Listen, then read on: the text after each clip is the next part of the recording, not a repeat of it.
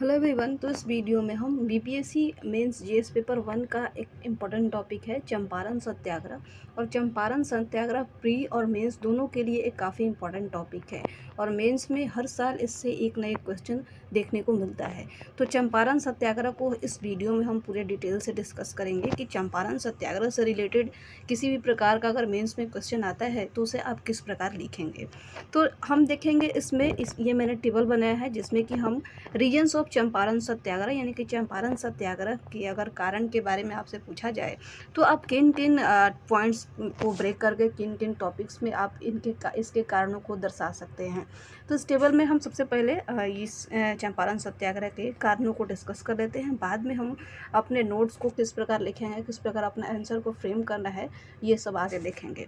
तो regions of Champaran सत्याग्रह, तो चंपारण सत्याग्रह में कई तरह के कारण थे, जैसे कि प्रशासनिक कारण, अंतर्राष्ट्रीय कारण, पर्यावरणीय कारण थे, सामाजिक कारण थे और आर्थिक कारण थे। तो आर्थिक कारण में अगर हम देखें तो क्या था, 3 कठिया पद्धति थी।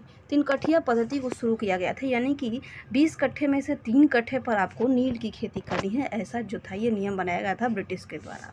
हाई टैक्स रेट यानी कि उच्च लगान दर तय किया गया था और उनके काम के बदले जो भी किसान थे, जो भी मजदूर थे, उनके काम के बदले उन्हें न्यूनतम मजदूरी दी जाती थी, यानी कि मिनिमम वेजेज। और एक हुआ फूड क्राइसिस, यानी कि खाद्यान्न संकट कैसे उत्पन्न हुआ कि कोई भी जो है वो नील की खेती उनसे ज़बरदस्ती करवाई जाती थी। नील की खेती किसान करना नहीं चाहते थे और ज़बरदस्ती उनसे नील की खेती करवाई जाती थी। इस तरह से क्या होता था कि वो खाद्य युक्त चीज़ों को नहीं उसको उगा पाते थे। खाद्यान्न संकट इस तरह से उत्पन्न हो गया। किसान चाहते थे कि हम अनाज उपजाएं और उनसे ज़बरदस्ती नील की खेती करवाई जाती थी। इस तरह से खाद्यान्न में भी कमी आने लगी। तो ये सारे क्या हो गए, ये सारे आर्थिक कारण हो गए। आर्थिक कारण हम इन्हें रख सकते हैं कि 3 गठिया पद्धति, उच्च लगान दर, न्यूनतम मजदूरी और फूड क्राइसिस, खाद्यान्न संकट उत्पन्न हो गया क्योंकि किसानों को ज़बरदस्ती नील की खेती करवाई जाती थी, जबकि वो चाहते थे कि वो अनाज उत्पादन करें और अनाज से अपना पेट भर सके।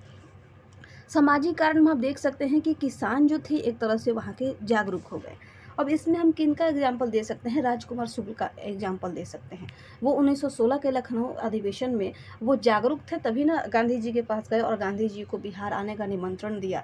तो इस तरह से किसानों में जागरूकता हुई, awareness among the farmers of Champaran, यानी कि चंपारण के किसानों में जागरूकता उत्पन्न हुई और इस तरह से वो इस के प्रति विद्रोह कर पाए।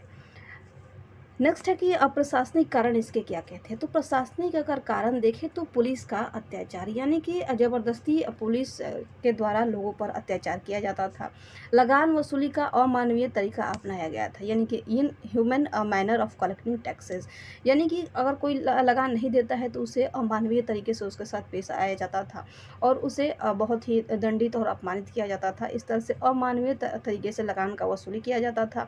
पुलिस का भी हेल्प लिया जाता था उन्हें मारने पीटने के लिए, तो पुलिस का भी एक तरह से अत्याचार था। और त्रिकोण गठबंधन बन गया इस तरह से। त्रिकोण गठबंधन किसको कहेंगे, तो एक तरफ तो पुलिस मिल गई थी, पुलिस भी साथ दे रही थी ब्रिटिश का, जमींदार भी साथ इनका ही दे रहे थे और प्रशासन यानी कि जो न्यायपालिका था, प्रशासन था वहाँ का, वो भी किसानों के ही खिलाफ था। तो एक तरह से ये त्रिकोण गठबंधन बन गया था।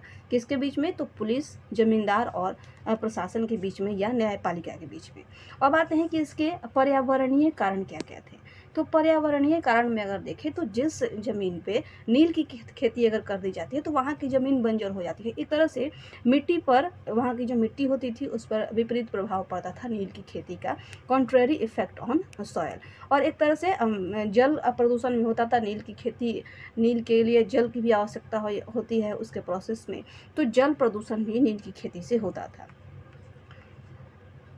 अंतर्राष्ट्रीय कारण इसमें क्या थे, इंटरनेशनल रीजन्स, तो डिस्कवरी ऑफ केमिकल कलर्स, जब रासायनिक रंगों की खोज हो गई तो क्या हुआ कि नील की खेती करना, यानी कि नील की जो मांग हुई वो कम हो गई। तो इससे क्या किया गया कि जब नील की मांग कम हो गई तो अब ब्रिटिश को पैसे लेने के लिए क्या उन्होंने किया, तो इमीडिएट रीजन यही बन गया कि उन्होंने सिंचाई कर लगा दिया, पैन कोस्ट लगा दिया। जब केमिकल कलर्स की मांग कम हो गई, जब केमिकल कलर्स की खोज हो गई तो नील की मांग कम हो गई और ये अपना फ़ायदा बंद करने के बजाय क्या किए कि उन पर सिंचाई कर लगा दिए।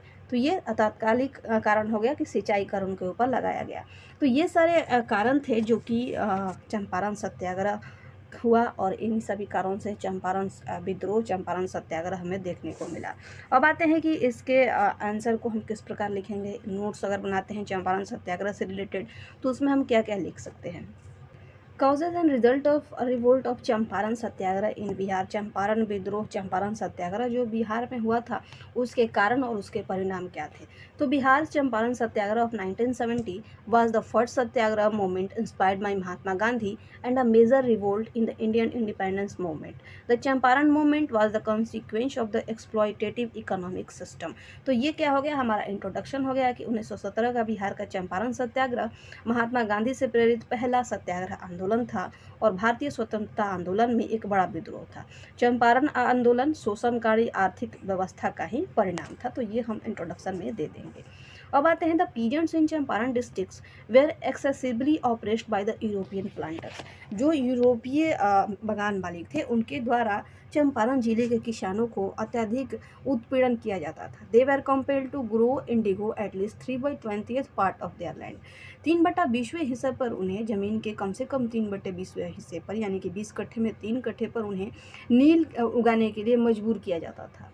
European planters started Indigo cultivation in Bettiah and Ramnagar Raj of Bihar Champaran district. तो क्या किया गया कि यूरोपीय बागान मालिकों ने बिहार के चंपारण जिले के बेतिया और रामनगर राज में नील की खेती शुरू करवाई वहाँ के किसानों से। They use 2 type of indigos farming, one is zirat and the other one is asamiwar. तो वो नील की खेती जो थे नील जो था वो 2 तरह की खेती करते थे नील की। वो 2 तरीका कौन था नील का, तो पहला था जिरात और दूसरा था असामी वार। जिरात के तहत क्या किया जाता था, तो under zirat European planter survive the rights directly on farm. तो जिरात के तहत क्या किया जाता था कि जो भी यूरोपीय बागान मालिक थे वो सीधे खेत पर रैयतों की निगरानी करते थे। रैयत का यहाँ पे मतलब क्या हुआ कि किसान। तो डायरेक्ट खेत पर रैयतों की निगरानी किया जाता था यूरोपीय बागान मालिकों के द्वारा। Peasants were hired at cheap wages and their conditions were deteriorating. तो किसानों को सस्ते वेतन पर काम पर रखा गया और उनकी जो स्थिति थी वो बद से ज़्यादा बदतर होते जा रही थी। तो अभी जो हमने आर्थिक कारण पढ़ा कि 3/20वें हिस्से पर उनसे खेती कराई जाती थी, तो ये सारे हम इसे डिस्कस कर रहे हैं इस लाइन में। उन पर उच्च दर लगाया गया, उच्च टैक्स लगाया गया, 3 कट्ठिया पद्धति पर उन्हें काम करना पड़ा और नील की खेती नहीं करना चाहते थे, फिर भी उनसे नील की खेती करवाई जा रही थी। Under the asamiwar the peasants were forced to grow indigo on their own land. और असामी बार के तहत क्या किया जाता था कि किसानों को अपनी ज़मीन पर नील उगाने के लिए मजबूर किया जाता था। Under this there were 3 ways, 3 kathia, kurtauli and khushki. और इसके अंतर्गत क्या था, तो 3 तरीके थे। कौन कौन से तरीके थे, तो एक था 3 कठिया, दूसरा था कुर्तौल और तीसरा था खुश्की। तो ये नील की खेती के 3 तरीके हैं, 3 कठिया, कुर्तौल और khushki. 3 kathia was widely prevalent, this system exploited the ryots in many ways. और इसमें से जो सबसे व्यापक रूप से प्रचलित जो तरीका था वो कौन था, तो वो 3 कठिया प्रथा था। और इस व्यवस्था ने रैयतों को अनेक प्रकार से शोषण किया।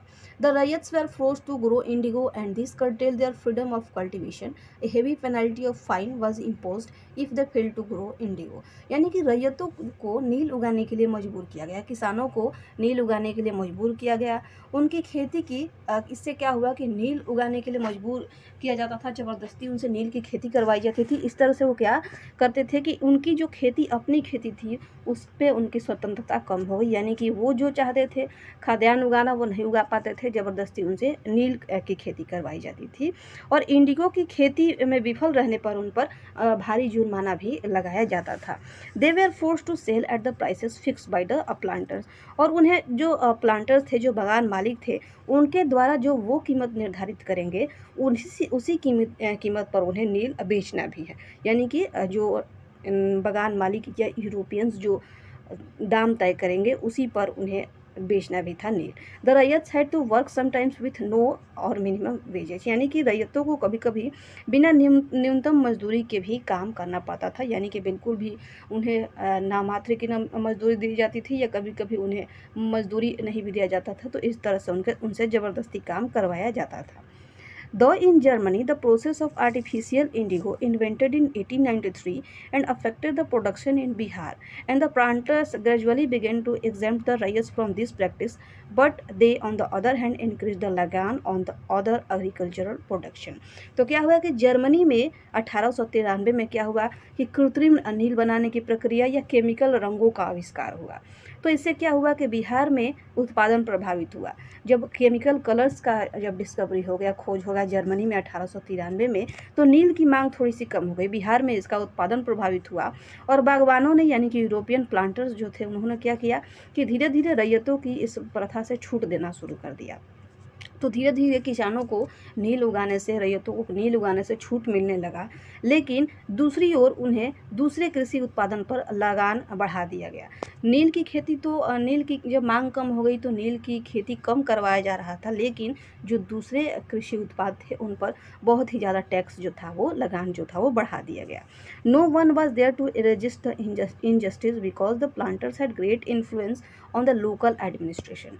और उनका विरोध करने वाला, इस अन्याय का उनके प्रति जो अन्याय हो रहा था किसानों के प्रति, चंपारण के किसानों के प्रति, उसका विरोध करने वाला कोई नहीं था, क्योंकि जो स्थानीय प्रशासन था, जो लोकल एडमिनिस्ट्रेटर था, वो भी जो लोकल एडमिनिस्ट्रेशन थे वो भी ब्रिटिश के ही साथ थे, यूरोपियन के ही साथ थे, और स्थानीय प्रशासन पर बागान मालिकों का बहुत प्रभाव था। The exploitation on the peasants face the attention of Indian national Congress. और किसानों के शोषण ने भारतीय राष्ट्रीय कांग्रेस का ध्यान जो था आकर्षित किया। Several representatives from Bihar attended the INC session of Lucknow in 1916। और बहुत सारे कई प्रतिनिधि जो थे वो 1916 में कांग्रेस के लखनऊ अधिवेशन में भाग लिए। Rajkumar Shukla as a representative of farmers requested Mahatma Gandhi to visit the place. और किसानों के प्रतिनिधि के रूप में राजकुमार शुक्ल जो थे, इन्होंने महात्मा गांधी से उस स्थान का यानी कि चंपारण का दौरा करने का रिक्वेस्ट किया या अनुरोध किया। Gandhi had returned from South Africa, wanted to experience his Satyagraha in India. तो गांधी जी जो थे वो दक्षिण अफ्रीका से लौटे थे, जहाँ पे उन्होंने सत्याग्रह का प्रयोग किया था, और वो चाहते थे कि भारत में अपने सत्याग्रह का प्रयोग करना चाहते थे, भारत में अपने सत्याग्रह का अनुभव करना चाहते थे। On 10 April 1917, Gandhi visited Champaran with Rajkumar Shukla, where they welcomed by the locals. और 10 अप्रैल 1917 को क्या हुआ कि गांधी जी जो थे वो राजकुमार शुक्ल के साथ चंपारण आए, जहां पर लोकल लोगों ने, स्थानीय लोगों ने उनका स्वागत किया। After reaching Champaran, Gandhi wandered villages and met farmers to know the atrocities on them. और चंपारण पहुंचने के बाद गांधी जी क्या किए कि वो जगह जगह किसानों के पास घूमकर, गाँवों में घूमकर उन पर हो रहे अत्याचारों को जानने के लिए उनसे मुलाकात की। Gandhi got enormous support from the leaders of Bihar, which include doctor Rajendra Prasad, Braj Kishore Prasad, Acharya Kripalani और अनुग्रह नारायण सिन्हा। और बिहार में गांधी जी जब आए तो यहाँ पे उन्हें कई सारे नेताओं के, बिहार के नेताओं का समर्थन मिला। उन नेताओं में से जो प्रमुख है वो हैं राजेंद्र प्रसाद, ब्रज किशोर प्रसाद, आचार्य कृपलानी और Anugrah Narayan Sinha. A new spirit among the peasants arose, यानी कि किसानों में एक नई भावना का उदय हुआ। The step of Gandhi fear the British officer and as a result section 144 imposed and a case was registered. और गांधी जी के इस कदम से ब्रिटिश जो अधिकारी थे वो डर गए, और परिणाम स्वरूप क्या हुआ कि धारा 144 लगा दी गई और मामला भी दर्ज किया गया, केस भी दर्ज किया गया। Gandhi was issued summon to present before the magistrate. He accepted all the allegations charged on him. यानी कि गांधी जी को क्या किया गया कि मजिस्ट्रेट के सामने पेश होने के लिए समन जारी किया गया, और उन्होंने अपने ऊपर लगे सभी आरोपों को स्वीकार भी कर लिया। This was an apparent and important because he told magistrate clearly that he had violated the English rules. और ये स्पष्ट और महत्वपूर्ण इसलिए था क्योंकि इन्होंने मजिस्ट्रेट को स्पष्ट रूप से बताया कि इन्होंने जो था वो अंग्रेजी नियमों का उल्लंघन किया है। That it was the first use of civil disobedience movement. इस प्रकार यह सविनय अवज्ञा आंदोलन का पहला प्रयोग था। गांधी जी जो थे वो किसानों की बातों को सुने, उनके खिलाफ जो था समन जारी किया गया, और वो मजिस्ट्रेट के सामने पेश होकर अपने गुनाह को कबूल किया, और उन्होंने कहा कि उन्होंने ब्रिटिश नियमों का, अंग्रेजी नियमों का उल्लंघन किया है, और इस प्रकार महात्मा गांधी का भारत में यह पहला सविनय अवज्ञा आंदोलन का पहला प्रयोग था। This step gave the popularity to Gandhi, and the lieutenant governor had to interrupt into the matter to exempt him from all charges. This was the first victory of civil disobedience. इससे क्या हुआ कि गांधी जी को लोकप्रियता मिली और वहाँ के जो उपराज्यपाल थे उन्हें सभी आरोपों से मुक्त करने के लिए मामले में दखल उन्होंने दिया। तो उपराज्यपाल थे, गांधी जी जो थे सविनय अवज्ञा आंदोलन का प्रयोग किया, खुद ही अपने आप को समर्पित कर दिया इन्होंने कि उन्होंने अंग्रेजी नियमों का उल्लंघन किया है। इससे क्या हुआ कि वहाँ के जो उपराज्यपाल थे, लेफ्टिनेंट गवर्नर थे, इन्होंने उन्हें सभी आरोपों से मुक्त करने के लिए इस मामले में दखल दिए उपराज्यपाल ने। और इस तरह से क्या हुआ कि महात्मा गांधी की सविनय अवज्ञा आंदोलन का जो प्रयोग था ये उनकी पहली जीत बनी। Outcomes of the Champaran movement. अब चंपारण आंदोलन के परिणाम क्या क्या हुए, तो Champaran agrarian committee was formed and the following recommendation, the government and the tinkathia system and return the 25% of illegal sales collected to the ryots. तो क्या हुआ कि चंपारण कृषि समिति का गठन किया गया, किसकी अध्यक्षता में, तो FG सलाई की अध्यक्षता में, और सिफारिशों का पालन करते हुए सरकार ने तीन गठिया प्रणाली को समाप्त कर दिया। And return of 25% of illegal sales collected to the ryots. और क्या किया गया कि जो अवैध उपकर लगाया गया था उसका 25% जो था वो रैयतों को वापस कर दिया गया, किसानों को वापस कर दिया गया। With in a decade the planters left the Champaran. और एक दशक के भीतर ही बागवानों ने चंपारण को छोड़ दिया। दस the Champaran movement was the watershed event in the India struggle for independence. और इस प्रकार हम कह सकते हैं कि जो चंपारण आंदोलन था वो भारत के स्वतंत्रता संघर्ष में एक परिवर्तन बिंदु था, एक निर्णायक मोड़ था। तो ये भी क्वेश्चन पूछा गया है कि आप इस बात को कैसे स्पष्ट कर सकते हैं कि जो चंपारण सत्याग्रह था वो भारत के स्वतंत्रता संग्राम में एक निर्णायक मोड़ था, एक परिवर्तन बिंदु था। तो ये सारे पॉइंट्स किसी भी प्रकार का चंपारण से रिलेटेड क्वेश्चन पूछे तो इन सभी पॉइंट्स को हम लिख सकते हैं। जो हमने टेबल देखा स्टार्टिंग में, उस टेबल के आधार पर एक एक चीज़ को हम डिस्कस कर सकते हैं। तो उम्मीद करते हैं कि चंपारण सत्याग्रह से रिलेटेड किसी भी क्वेश्चन का आप आंसर दे पाएंगे। तो यहाँ तक वीडियो देखने के लिए आपका बहुत बहुत धन्यवाद।